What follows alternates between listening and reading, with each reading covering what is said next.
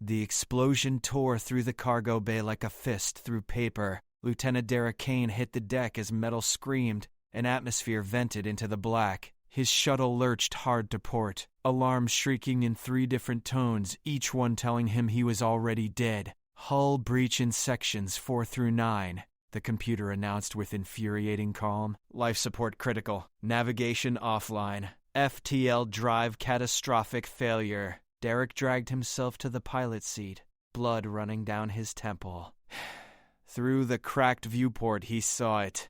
The wormhole. Not the stable jump point they'd been aiming for, but something else. Something wrong. It twisted space like a wound in reality, pulling his dying shuttle toward its center with invisible hands. No, he muttered, fingers flying across emergency protocols. Nothing responded. The throttle was dead weight in his grip. The wormhole swallowed him whole. His body stretched. His vision went white, then black, then colors that had no names.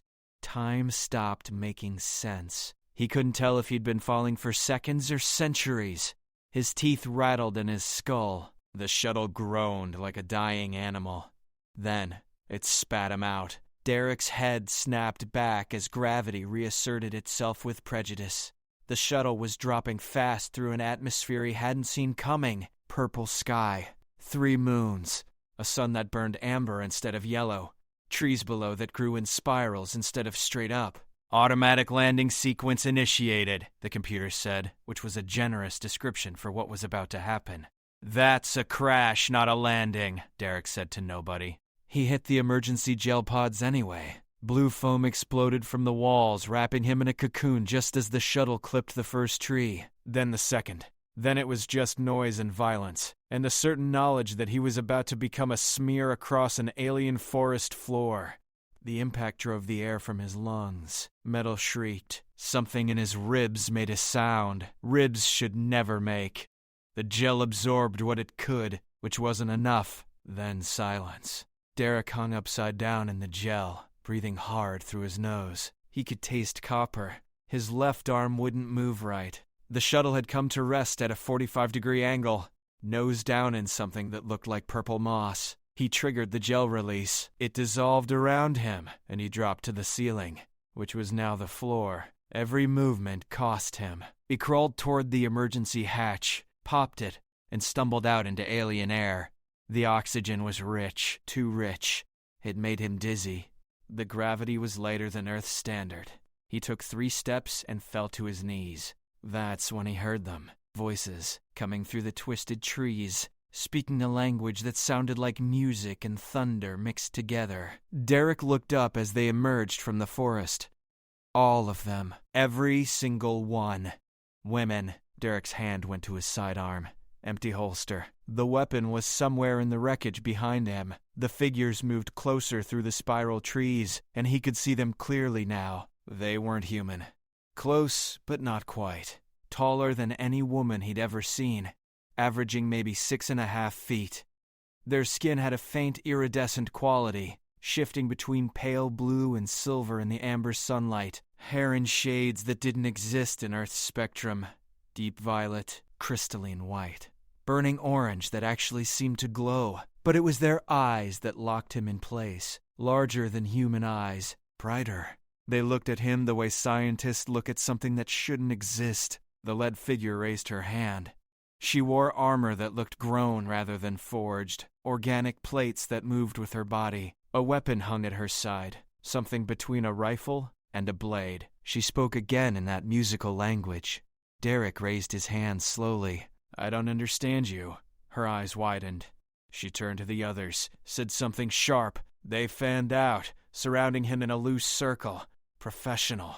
Military formation. He'd done the same thing 1,000 times on patrol. Easy, he said, keeping his voice level. I'm not a threat. My ship crashed.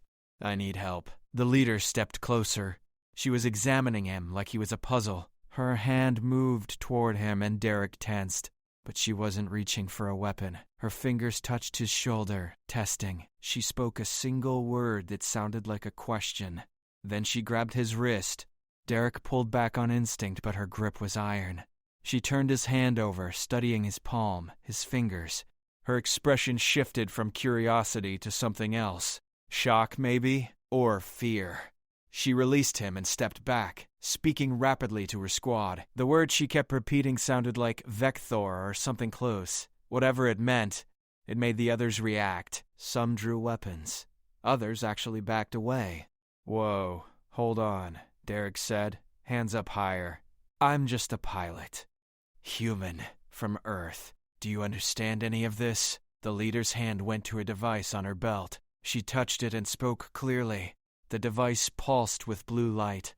When she spoke again, Derek's brain did something impossible. He understood her. "You are male," she said. It wasn't a question. It was an accusation. "Yeah," Derek said slowly. "Last time I checked." "Impossible." She looked at her squad. "Scan him. Full spectrum." "I want biological confirmation." One of the others moved forward with a handheld device. She waved it over Derek's body, watching readings that meant nothing to him. When it chirped, she looked at the leader and nodded once. The leader's hand tightened on her weapon. "How did you get here, Vecthor?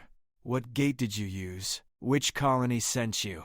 "No gate. No colony. I went through a wormhole. My ship's FTL drive exploded and I got pulled through something that definitely wasn't on any navigation chart." "I'm lost." "He speaks truth," the one with the scanner said. "No deception markers. But Commander Zara, his biology is confirmed. He's fully male. Functional reproductive system. Elevated testosterone levels consistent with his species baseline." Zara. At least he had a name now. Commander Zara stared at him like he just told her the sky was actually down. "That's not possible," Zara said quietly. "Males died out 3,000 cycles ago. The plague took them all. Every last one across every world in the Covenant." Derek's stomach dropped. "What? You're saying you don't know?" Zara's expression hardened. "You claim to be from outside the Covenant entirely, from a place where males still exist. I'm from Earth. Human colony worlds span maybe 40 light years. We've never heard of any Covenant. We've never met another intelligent species, until right now." The squad exchanged looks. One of them spoke up. "Commander, if he's telling the truth, if there's a civilization of males out there somewhere, then the matriarchs need to know immediately." Zara finished. She looked at Derek with an intensity that made his ribs ache worse. "You're coming with us. Your ship will be secured. You will answer every question we have. And if you're lying, if this is some kind of infiltration attempt, you'll wish the crash had killed you." "I'm not lying," Derek said, "but I need medical attention. Pretty sure I've got broken ribs and my arm's not working right." Zara nodded to one of her squad. "Kira, stabilize him." "We move in 5 minutes." Kira approached with a medical kit. She worked fast, spraying something cold on his ribs that made the pain drop to a dull throb. She set his arm with practiced efficiency, wrapping it in a bandage that hardened into a temporary cast. "Can you walk?" Zara asked. "Yeah." "Then move. Our transport is 2 kilometers north. You try to run, you'll be stunned before you take 3 steps." Derek nodded and started walking. The squad formed up around him, weapons ready but not aimed. Through the spiral trees, he could see structures in the distance, buildings that grew like crystal formations, reaching toward the purple sky. He was stranded in another galaxy, surrounded by armed alien women who thought males were extinct. His ship was destroyed. His crew was dead or lost somewhere in that wormhole. He had no way home, but he was alive.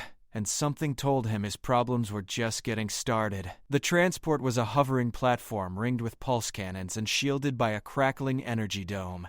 Derek climbed aboard with Zara's hand firmly gripping his good arm. The squad loaded in around him, never giving him space to breathe. The platform lifted smooth as silk and shot forward through the forest canopy. Below them, the world opened up.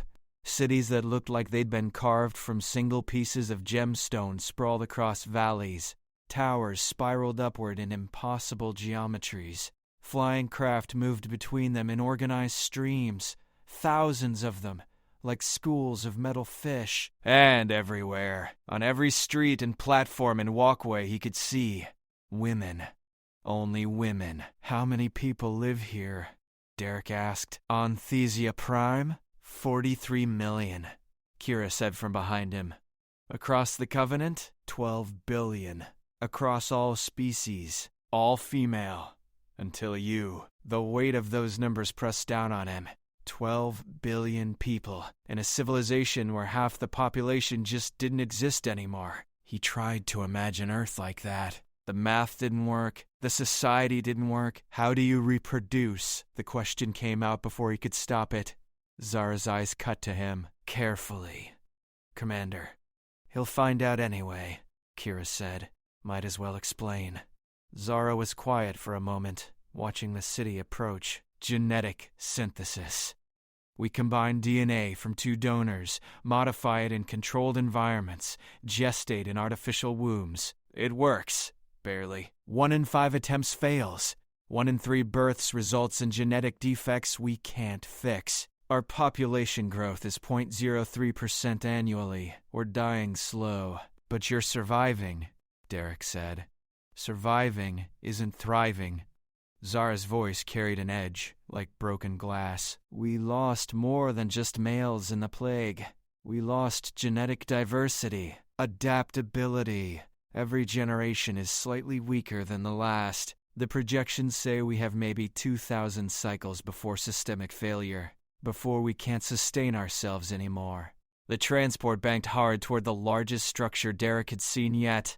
A palace, maybe, or a fortress. It rose from the city center like a frozen waterfall, all flowing curves and sharp edges at once. Guards lined the landing platform, their armor more elaborate than Zara's squad.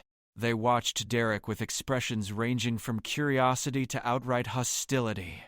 Stay close, Zara said as the platform touched down. Don't speak unless spoken to. Don't touch anything. Don't look at anyone too long. The matriarchs are not known for patience with surprises. They marched him through corridors that seemed to pulse with inner light. Every surface was smooth, seamless. No rivets, no welds. Like the whole structure had been grown or printed in one piece. They passed clusters of women in robes, in uniforms, in clothes that defied easy description. All of them stopped to stare at Derek. Some whispered. Some pulled back like he carried disease. The throne room, because that's what it had to be, was a circular chamber 5 stories tall. The ceiling showed the purple sky in real time, somehow both solid and transparent. 7 chairs arranged in a semicircle, each one occupied by a woman who radiated authority like heat from a star. The matriarchs. Zara dropped to one knee. Her squad followed. Derek stayed standing until Zara yanked his leg out from under him. He went down hard, his ribs screaming protest. Rise, Commander Zara, the center matriarch said. Her voice carried weight, like gravity had sound. Her skin was deep purple, her hair white as starlight, her eyes solid silver with no visible pupil. Explain this interruption. Matriarch Thesia, this male crashed in the Outer Reach 2 hours ago. His vessel is of unknown origin. His biology is confirmed as fully male and functional. He claims to be from outside the Covenant, from a place called Earth where males still exist in normal population ratios. The chamber went dead silent. Then, every matriarch started talking at once. Impossible, one said. A trick, another insisted. His genetics could save us, a third argued. Or damn us, a fourth countered. Matriarch Thesia raised one hand, and silence fell like a hammer. The male will speak. Tell us your name and your purpose here. Derek looked up, meeting those silver eyes. My name is Lieutenant Derek Kane of the Earth Confederacy Naval Corps. I have no purpose here. My ship suffered a catastrophic drive failure and got pulled through an unstable wormhole. I didn't choose this. I don't know how to get home. And I definitely didn't know I was going to land in the middle of something this complicated. You carry military rank, another matriarch said. She was younger, her skin pale green, her hair like living flame. That implies training, combat capability. How do we know you're not a scout for an invasion force? Because I'm one guy with broken ribs and no ship, Derek shot back. If Earth wanted to invade, they'd send more than a single shuttle with a busted FTL drive. He has spirit. a third matriarch observed. She was blue-skinned, shorter than the others, with eyes that seemed to see through him. And arrogance, typical male traits according to the histories. The histories are 3,000 cycles old, Theseus said. We have no living memory of males beyond medical texts and warnings. We don't know if this creature is a threat or a gift. I'm neither, Derek said. I'm just trying to survive. Theseus studied him for a long moment. Your biology will be examined. Your ship will be analyzed. Your story will be verified to the extent possible. Until then, you will remain in controlled custody. Commander Zara, assign a guard detail. Full monitoring. No contact with the general population until we understand what we're dealing with. Understood, Matriarch. And Derek Kane, Thesia continued, if you are what you claim to be, if there truly is a civilization of humans with natural male populations still intact, you may have just changed the fate of 12 billion people. Consider that carefully. The weight of those words settled on Derek's shoulders like a physical thing. He wanted to say something defiant, something brave. Instead, he just nodded. They hauled him to his feet and marched him out. The whispers followed him all the way. The cell wasn't a cell. It was a suite, with windows overlooking the Crystal City, furniture that adjusted to his body weight, and a bathroom with water that changed temperature by voice command. But the door was locked from the outside and guards rotated every 4 hours. Prison was still prison even when it came with a view. Derek spent the first day sleeping. The medic who came to check his ribs said they were healing fast. Accelerated by the spray Kira had used, his arm would be fine in 72 hours. She drew blood, took tissue samples, scanned him 6 different ways, and left without saying a word beyond clinical instructions. The second day they brought him a translator earpiece. A woman in scholarly robes explained how it worked, mapping language patterns directly into his auditory processing. She asked him 300 questions about Earth, human biology, social structure, military capability. He answered honestly because lying seemed pointless. She recorded everything and disappeared. The third day Zara came back. She entered without knocking, 2 guards flanking her. She'd traded her field armor for a formal uniform that looked like it cost more than Derek's entire year's salary back home. She dismissed the guards with a gesture and stood by the window, looking out at the city. Your story checks out, she said. Mostly. The wreckage of your ship contains technology we've never seen. Primitive in some ways, advanced in others. Different design philosophy entirely. The materials match nothing in our databases. And your biology is exactly what our experts say a healthy adult male should be based on archaeological records. So you believe me. I believe you're not lying about where you came from. Zara turned to face him. That doesn't mean I trust you. The matriarchs are divided. 3 want to study you like a lab specimen. 2 want to execute you as a potential threat. 2 want to use you. Use me how? How do you think? Zara's expression was unreadable. You're the only functional male in 12 billion people. Your genetic material is unique, uncorrupted by 3,000 cycles of synthetic reproduction. Do you understand what that means? Derek felt his stomach turn. You want me to be a sperm donor for an entire civilization? Some do. Others think it's too dangerous. Introducing your genetics into our population could cause unforeseen complications. Or it could save us. The Science Council is running models now. They'll have preliminary results in a week. And if they decide I'm useful, then you'll spend the rest of your life in a very comfortable facility, contributing genetic material under controlled conditions. You'll be fed well, cared for, protected. You'll never want for anything except freedom. That's slavery. That's survival. Zara's voice stayed level, but something flickered behind her eyes. 12 billion people, Derek. Against 1. What would you choose? He wanted to argue, wanted to rage against the math. But he'd been military long enough to understand triage. Sometimes the needs of the many actually did outweigh the needs of the few. Sometimes the sacrifice of 1 could save thousands, millions, billions. But understanding it and accepting it were different things. What do you think I should do? He asked. Zara was quiet for a moment. I think you should run. Derek blinked. What? The vote happens in 6 days. Until then, you're in diplomatic limbo. Technically not a prisoner, not a citizen, not classified. There's a window, a small one. She moved to the door, touched a panel. It slid open. The guards outside didn't react. I've arranged for a distraction in 30 minutes. Transportation to the spaceport. A ship that can make it to the outer colonies. From there, you're on your own. Why would you help me? Because I've read the histories, real ones, not the sanitized versions they teach children. I know what we lost when the males died. Not just reproduction, not just genetics. We lost balance, perspective, the tension between different ways of thinking.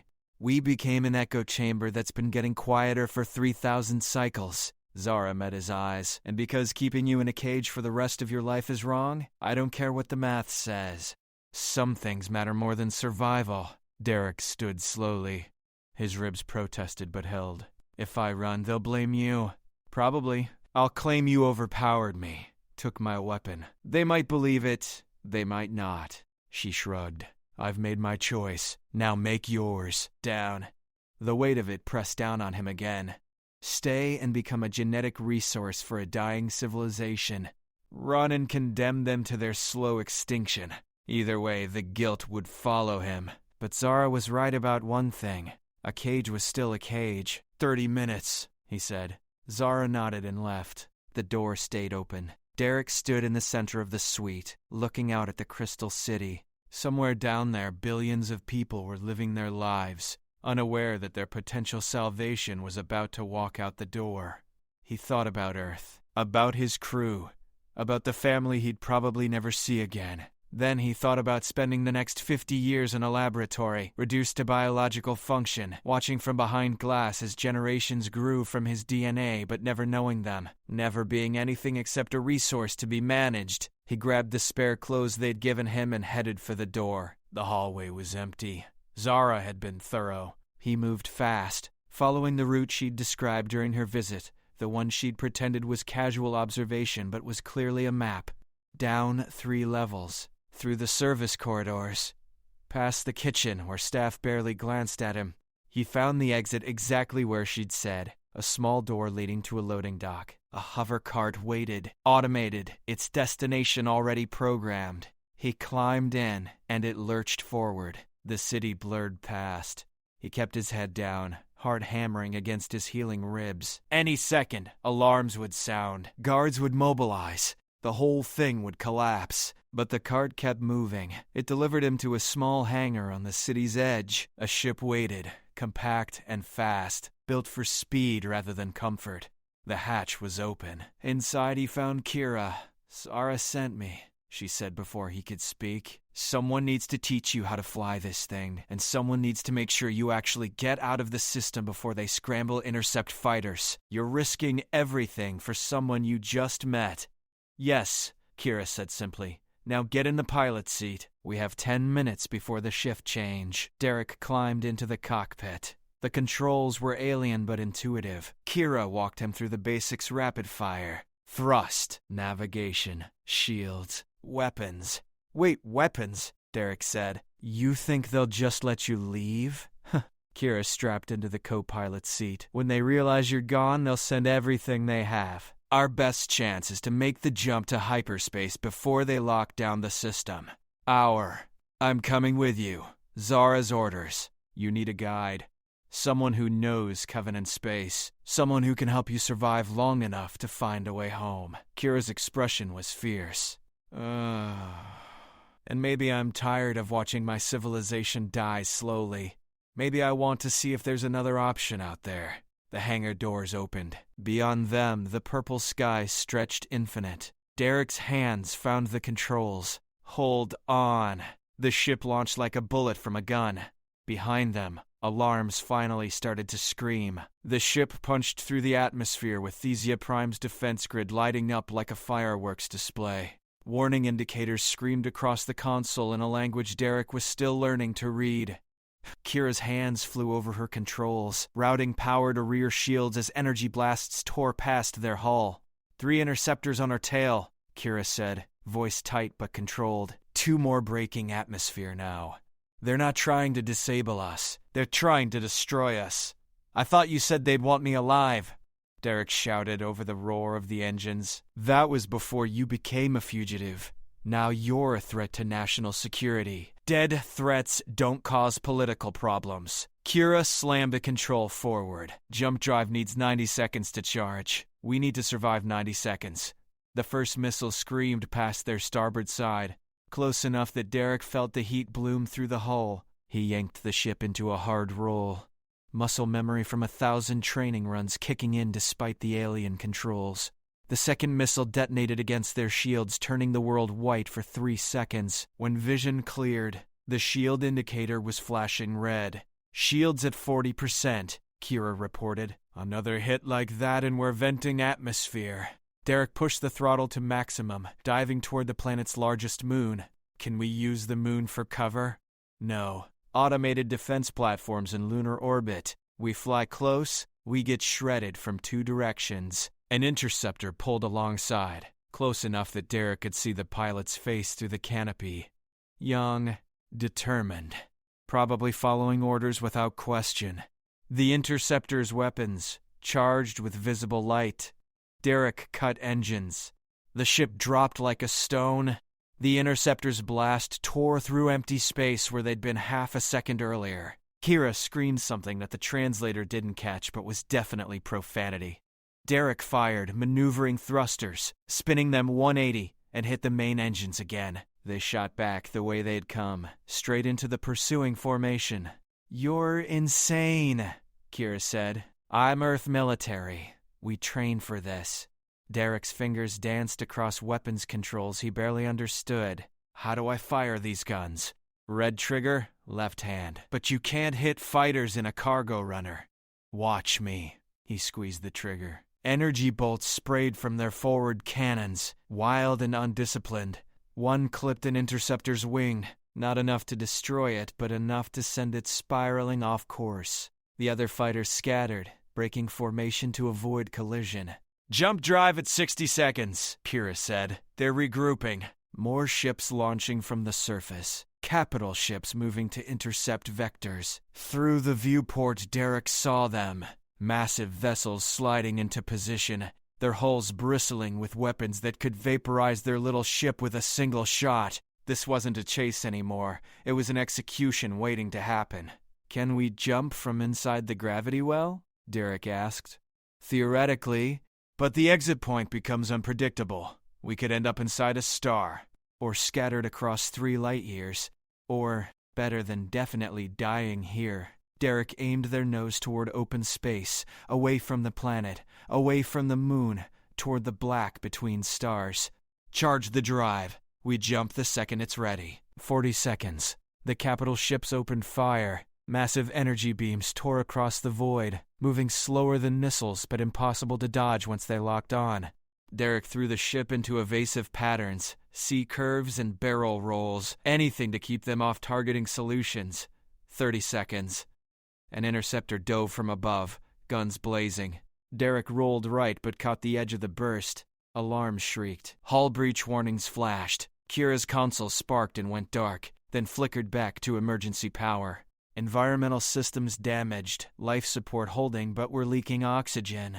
20 seconds. More ships. 12 now. The entire planetary defense force, converging on their position. Energy blasts crisscrossed the space around them like a deadly web. Derek flew through gaps that closed before he'd fully cleared them. Riding the edge of catastrophic failure, a voice crackled over the comm.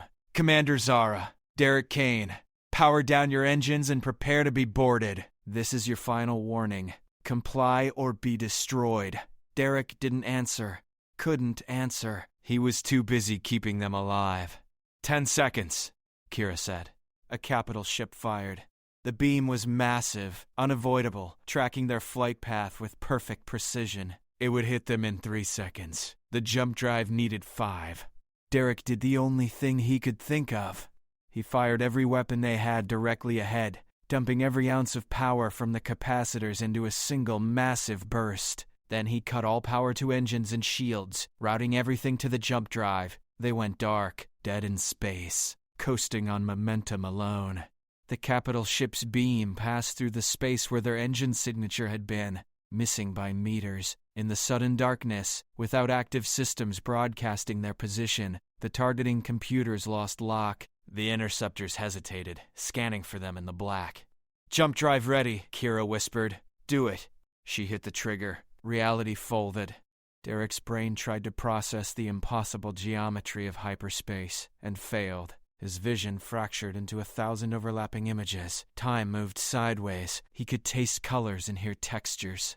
The ship screamed. Or maybe that was him. Or maybe it was the universe itself protesting this violation of natural law. Then they were through. Normal space reasserted itself with violent certainty. Derek's stomach tried to exit through his throat. The ship tumbled, uncontrolled. Systems rebooting one by one. Through the viewport, unfamiliar stars glittered in unfamiliar configurations. "Where are we?" Derek managed. Kira checked her console, fingers shaking. Unknown. The jump was too unstable. Navigation can't match our position to any charts. We could be anywhere in the Covenant, or outside it. The computer is running stellar cartography now, but it could take hours. Are we being followed? No active scans? No ships on sensors? We're alone. Derek let out a breath he didn't know he'd been holding. His hands were cramping from gripping the controls too hard. He forced them to relax, joint by joint. "You said you were coming to help me find Earth. I don't even know where we are. Then we figure it out together." Kira unstrapped from her seat and moved to the engineering station. "First priority is repairs. We took damage. Hull integrity is stable, but life support is compromised. We need to find somewhere to set down and patch the holes before our oxygen runs out. How long do we have? 16 hours. Maybe 20 if we slow our breathing and don't move around too much." Derek pulled up the sensor display. Empty space in every direction. No planets.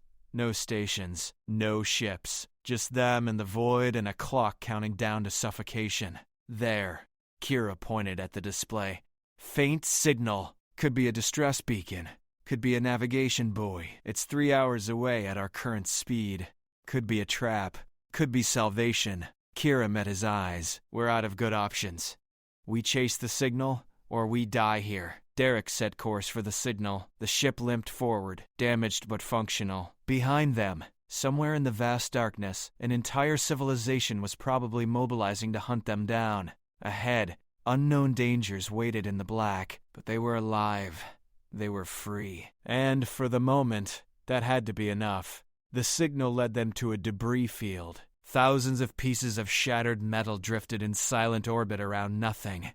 The remnants of ships and stations torn apart by weapons or time, or both. Derek navigated through the graveyard with careful precision, every instinct screaming that this was wrong. "I'm reading atmosphere," Kira said, studying her console. "Inside that large structure, 10 degrees port. It's rotating slowly, but the shell is intact. Could be a station, could be a ship. Hard to tell with all the damage.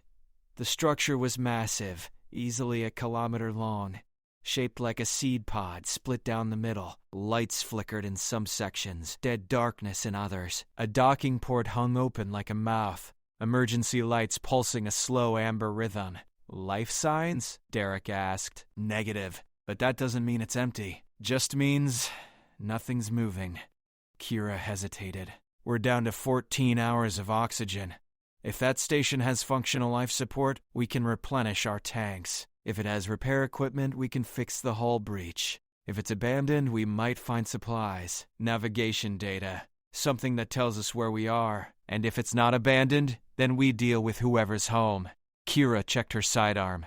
"Either way, we don't have a choice." Derek brought the ship in slow, matching rotation with the station. The docking clamps engaged with a metallic clang that echoed through their hull.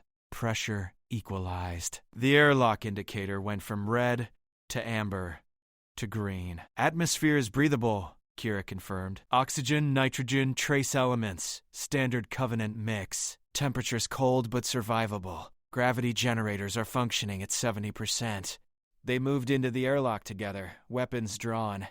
The door cycled open onto a corridor that had seen better centuries. Corrosion ate at the walls. Lights flickered, and died, and flickered again. Something liquid dripped from a broken conduit overhead, staining the floor in patterns that looked almost deliberate.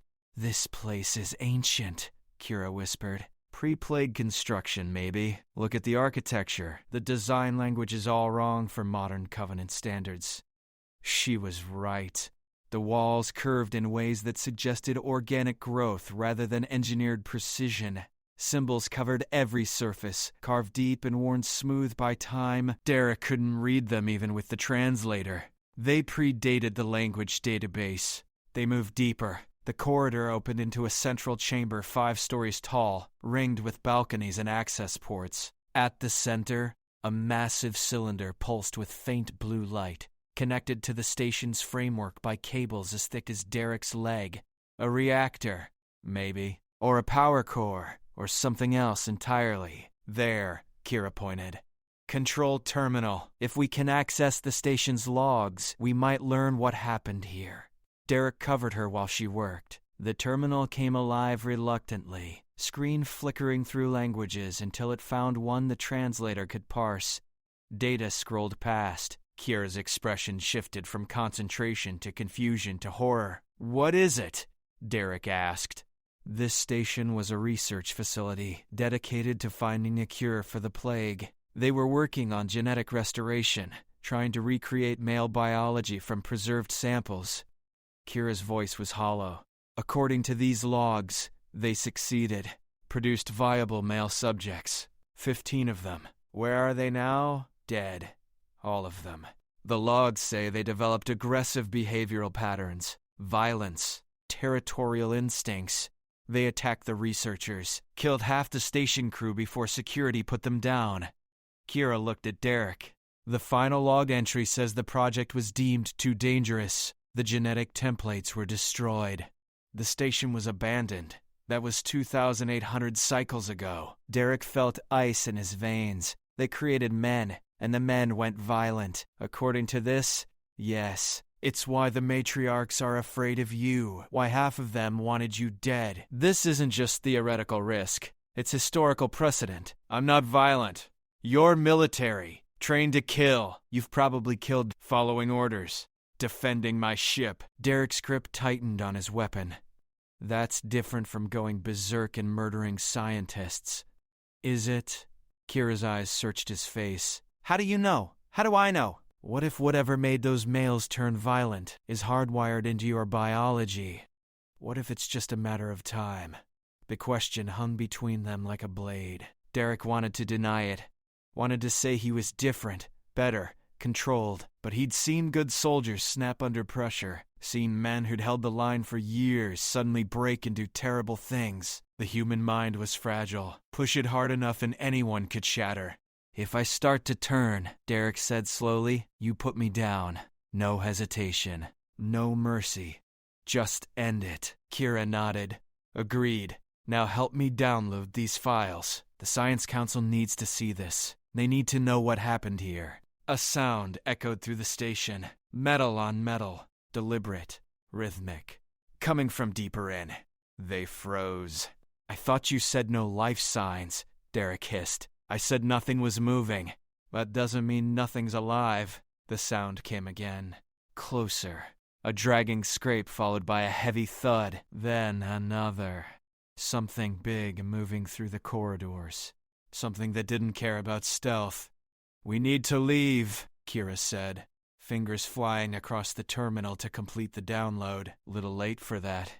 Derek aimed his weapon at the corridor entrance. "Whatever it is, it's between us and the ship."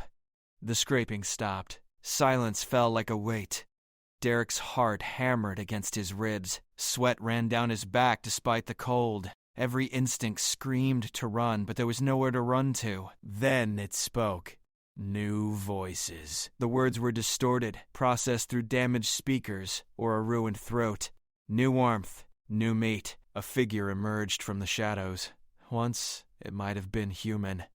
Female, probably. But time and damage had reduced it to something else. Cybernetics replaced whole sections of its body. One arm was entirely mechanical, ending in a cluster of tools and weapons. Its face was half metal. the visible eye burning red with artificial light. It moved with jerking, unnatural precision, like a puppet with tangled strings. "This station is mine," it said. "My prison. My grave. You shouldn't have come here." "We don't want trouble," Derek said, keeping his weapon trained on center mass. "We just need repairs and we'll leave." "Leave."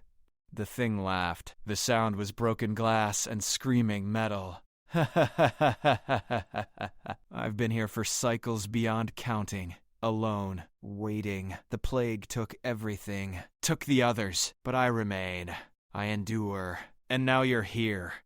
It lunged. Derek fired. The energy bolt caught it in the chest, punching through metal and flesh. It didn't slow down. Kira fired too, aiming for the head. The cyborg twisted, impossibly fast, taking the shot on its armored shoulder. Its mechanical arm lashed out, slamming into Derek and sending him crashing into the wall. Pain exploded through his barely healed ribs. He hit the ground hard, weapon skittering away across the floor. The cyborg advanced on Kira, who backpedaled while firing again and again. Each shot hit. None of them stopped it. Derek forced himself up, grabbed a broken metal spar from the floor, and drove it into the cyborg's back. It screeched, whirled, and backhanded him with its mechanical arm. He flew 6 feet and crashed into the terminal. Stars exploded behind his eyes. Through the haze, he saw Kira pull something from her belt. A grenade. She armed it and threw it directly at the cyborg's face. "Down!" she screamed. Derek dropped. The explosion was deafening in the enclosed space. Light and heat and pressure washed over him. When he could see again, the cyborg was on the ground, its head reduced to sparking wreckage. Its body twitched once, twice, then went still. Kira pulled Derek to his feet. "Can you move?" "Yeah, barely." Blood ran from his nose. His ribs felt like they were on fire. "Is it dead?" "Dead enough. Now we run." They ran.